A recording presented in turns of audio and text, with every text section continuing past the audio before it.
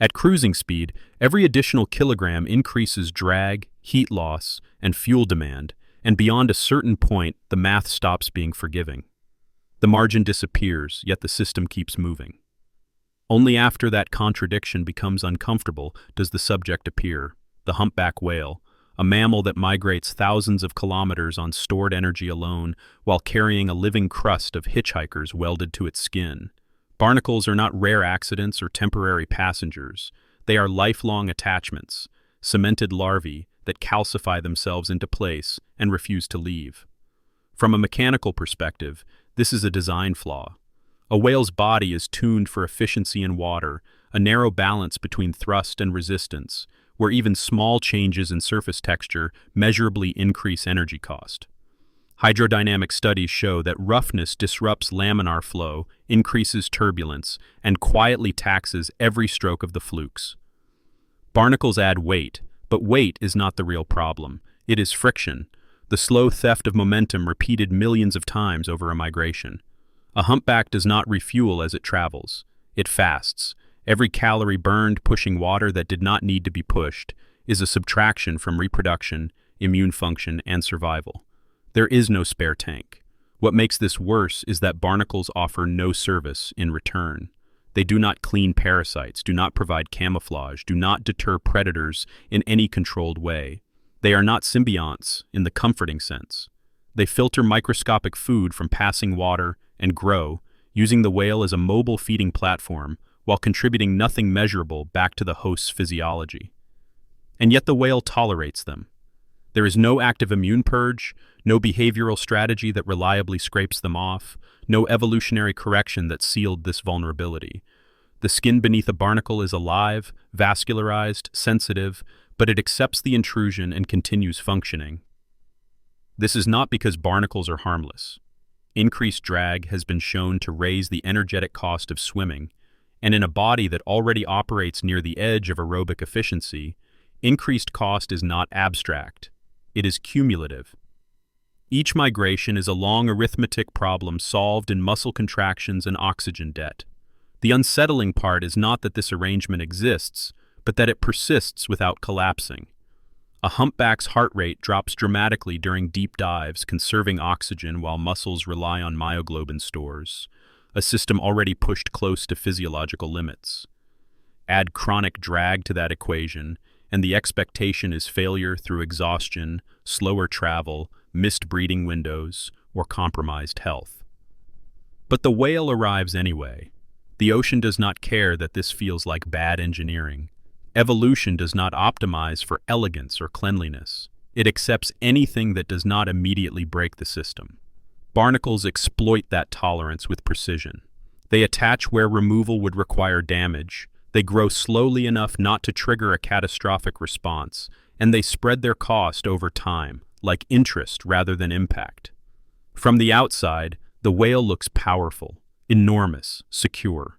From the inside, it is a moving balance sheet, spending energy against resistance that never needed to be there, carrying passengers it did not choose, surviving not because the design is perfect, but because it is just barely sufficient. This is where the unease starts, not with aggression or gore, but with the realization that one of the largest animals ever to live moves through the ocean permanently compromised, its success measured not by comfort or efficiency, but by the fact that it has not failed yet. A relationship that provides no benefit should disappear over evolutionary time, because anything that drains energy without compensation narrows the margin for survival. That is the expectation, and it is quietly violated. Barnacles on whales are often described with soft language, tolerated passengers, harmless hitchhikers, even companions. None of those terms survive contact with the physics. A barnacle is an anchor made of calcium carbonate, fixed permanently to living tissue, increasing surface roughness and mass in a system where both are costly. Unlike parasites that feed directly on blood or tissue, barnacles do something more insidious. They externalize their cost. They do not trigger obvious damage that would select for aggressive removal. Instead, they tax movement itself. This makes the relationship hard to classify. It is not mutualism. It is not classic parasitism. It exists in an evolutionary gray zone where the harm is real but distributed so thinly that it never becomes a single, fatal event. Each barnacle slightly worsens swimming efficiency. Each additional individual compounds turbulence. The whale compensates by burning more energy, contracting muscles more often, consuming oxygen faster, and depleting lipid reserves sooner. None of this happens dramatically. Nothing bleeds, nothing tears. The system just runs hotter. What makes this arrangement unsettling is how long it has been stable. Fossil records show barnacle lineages attaching to marine vertebrates for millions of years. That means generation after generation of whales survived with this added burden, not because it helped them, but because it did not kill them fast enough. Evolution does not reward fairness. It tolerates inefficiency as long as reproduction still occurs. From the barnacle's perspective, the whale is an ideal platform. Constant water flow, reduced predation, and access to food-rich environments without locomotion. From the whale's perspective, the barnacle is a permanent increase in operating cost with no control switch. There is no behavioral solution. Rubbing against rocks risks injury. Breaching may dislodge some individuals, but not enough to matter. The immune system cannot reject calcium cement without damaging its own skin, so the relationship freezes in place. The unsettling detail is that this is what coexistence often looks like in biology. Not balance, not harmony, but a stalemate where one side takes and the other side absorbs the loss, because the alternative is worse. The whale's body does not recognize barnacles as enemies worth a full response, because the damage they cause is below the threshold that triggers crisis. That threshold is not moral, it is mathematical. As long as the whale can still migrate, still mate, still give birth, the system is considered functional. The barnacle's presence becomes normalized, not because it is safe, but because it is survivable. This reframes the idea of biological friendship into something colder. Many relationships in nature persist not because they are good, but because removing them would cost more than enduring them. The barnacle is not a companion riding along for free. It is a permanent tax embedded into the whale's life history, proof that survival does not require optimization, only endurance. And endurance, stretched over years and kilometers, can look disturbingly like acceptance. Food intake sets a ceiling. Below it, growth stalls. Above it, systems overload. Somewhere between those two lies a narrow band where survival is possible, and barnacles live pressed against its upper edge. A barnacle feeds by filtering microscopic particles from passing water, plankton, detritus, organic fragments too small to be seen as food in any conventional sense. This is an energy-poor diet, inconsistent, diluted, and dependent entirely on flow. There is no active hunting, no storage, no fallback. And yet from this minimal intake, a barnacle builds one of the most disproportionate reproductive systems in the animal kingdom. Relative to body size, barnacle genitalia can extend several times the length of the animal itself, a structure that must be grown, maintained, and deployed repeatedly. This is not exaggeration, it is measurement. From an energetic standpoint, this should be impossible. Reproductive tissue is expensive. It demands protein synthesis, cellular turnover, and metabolic support. In most animals, such investment scales with reliable access to energy. Barnacles ignore that rule by redirecting nearly everything they have toward reproduction. Their bodies are not built for resilience or versatility. They are built for one outcome: transferring genetic material to a neighbor before conditions change. Because barnacles are fixed in place, they cannot seek mates. They solve this by reaching. The result is a reproductive organ so elongated that it resembles a biological workaround rather than an adaptation. The unsettling part is not the shape, but the trade-off. To afford this structure, barnacles sacrifice almost everything else. Their nervous systems are minimal. Their mobility is zero. Their sensory world is reduced to flow and contact. There is no buffer. If feeding conditions drop, if currents weaken, if the host animal changes behavior in a way that reduces flow, the barnacle does not adapt, it starves. The system runs without safety margin. This strategy only works because barnacles attach to moving hosts like whales, turtles, and ships, outsourcing locomotion and flow generation. In effect, the barnacle's reproductive anatomy is subsidized by the movement of another organism. This is not cooperation, it is dependence refined to an extreme. The barnacle's entire life is a race against energy scarcity, with reproduction prioritized so heavily that survival beyond it is optional. Many barnacles die shortly after reproducing. From a detached perspective, this looks inefficient and reckless, but evolution does not grade strategies on comfort or longevity, it counts offspring. The horror here is quiet. A living organism engineered to convert minimal nutrition into maximal reproductive reach, balanced so precisely that any disruption collapses the whole system. It works not because it is robust, but because it is ruthlessly focused. Eating like this should lead to failure, tissue loss, or developmental arrest. Instead, it produces an animal that exists almost entirely as an extension cord between currents and genes, sustained by a host that never consented to paying the energy bill.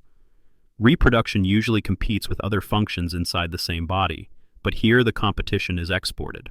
The cost is paid by someone else. Certain barnacle species reproduce in a way that does not merely exploit a host for transport or food flow, but actively interferes with the biology of another organism to secure reproductive certainty.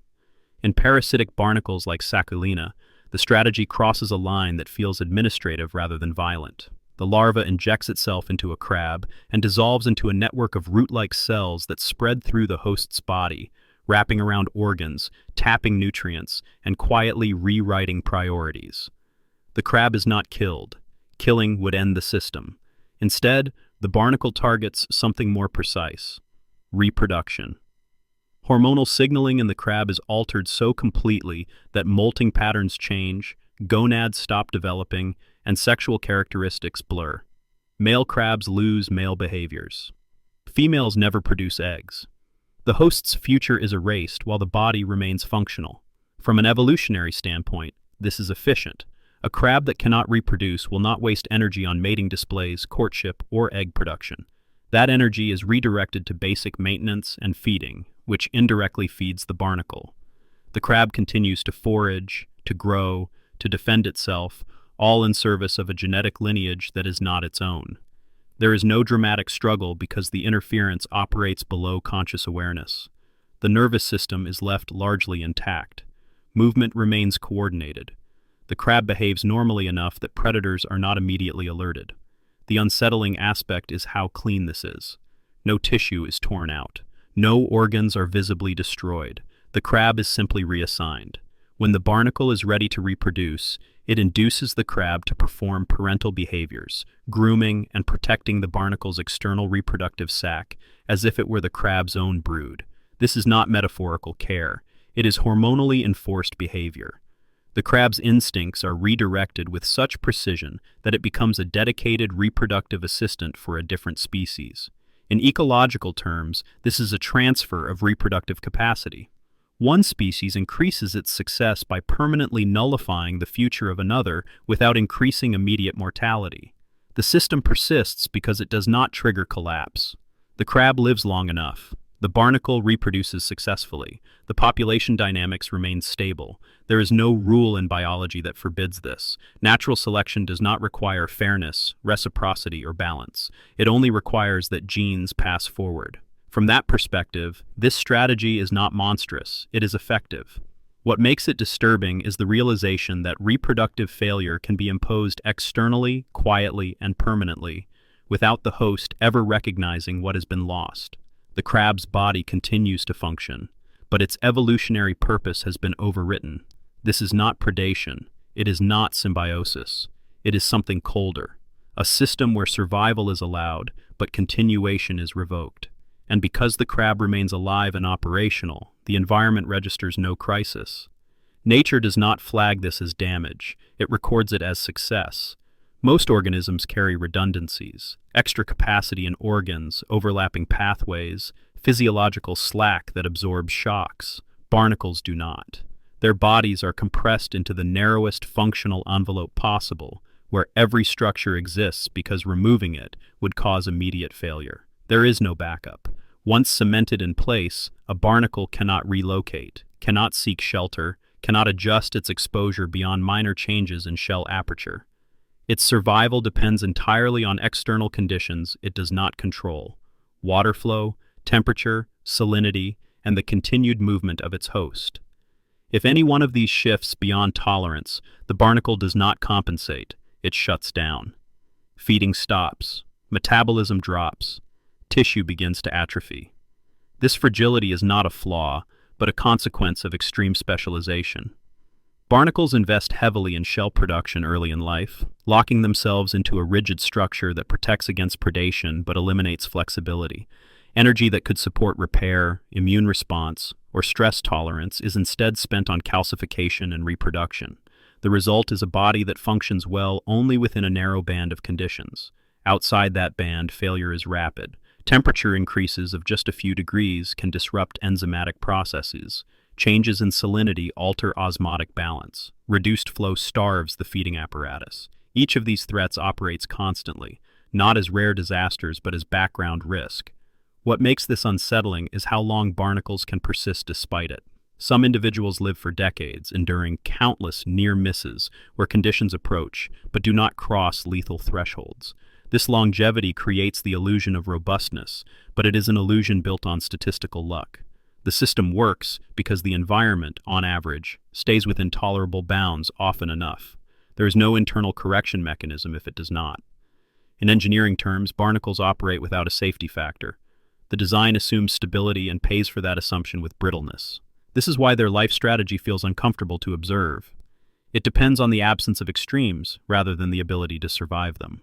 A single prolonged heat wave, a shift in ocean currents, or a change in host behavior can erase entire populations. Yet barnacles continue to evolve toward greater specialization, not resilience.